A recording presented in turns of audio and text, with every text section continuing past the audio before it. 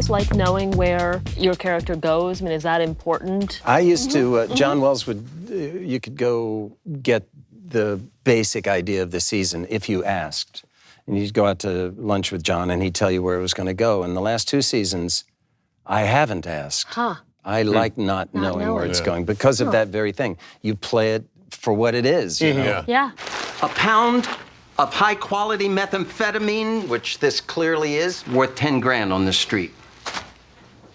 If you want to destroy the inheritance that your mother poured a lifetime of blood, sweat, and tears into, go ahead, you got your pound. She probably stole it, Frank. What you do with your pound is your choice, but this is not a dictatorship, Fiona. This is America. And in America, we like democracy. Everybody gets a vote. Give me liberty or give me meth. I sometimes think this whole thing that we do the arc of the piece, I don't know if that's an actor's job. It's more a director's job. Yeah. Writers, in a genius way, have my character be so despicable and unpredictable and so awful. And then there are these moments of humanity that they sneak in, and you see that Frank Gallagher's actually a real guy. Usually it involves some sort of loss, but there have been a couple of those.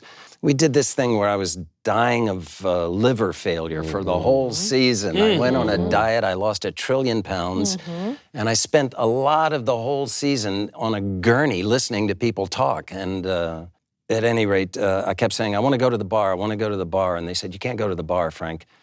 And so they brought the bar to the house, and it killed me. And it was so weird to see all these guys that I only saw in that bar set for the first time in the house set. And I just started weeping like a baby. And Mark Mylod was directing, and he just ran the camera forever until I was just empty. And then I saw the fucking thing, and it's 2 seconds of a wide shot.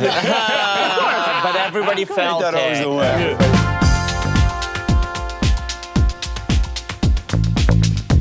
Did a film once called Mr. Holland's Opus, and I played a vice principal, and I sort of patterned it on the vice principal I had in school, who was just a terror.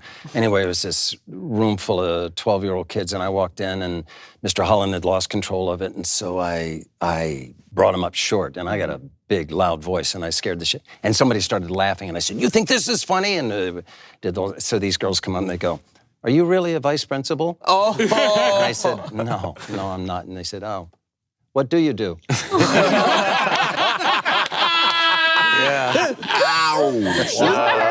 Several at this table have had a long history of success in this business. How do you navigate it? I always said this: do the good stuff, but don't do the bad stuff. That's my career advice. That's really great advice. That's great advice.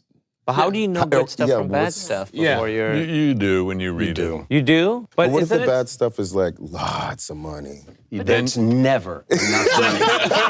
It's never enough. The few times I've done something for money, about halfway through, I thought, this isn't anywhere near the amount of money I need And what were those things? When I started my career, I used to ask myself, what does this script have to do with the human condition? And then about halfway through my career, I started to ask, how much will I get paid? And now I ask, do I have to get wet?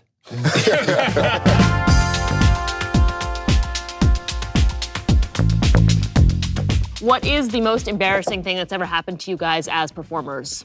It didn't happen to me, but since we're on fart jokes, which is my favorite thing, right? You're talking pound for pound, nothing is funnier than a fart. Don't do it now, Will. There was an actress, it was off-Broadway, there was an actress who was constantly dieting.